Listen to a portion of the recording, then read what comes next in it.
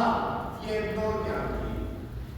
Այդ նոր կյանքի մղունդ է սիրելիներ, որ ամենքին այնտեղ կանգնացրել են աշակերտների, նաև այն տառապանքի ծանուններ գտնվող այն կանանց, որոնք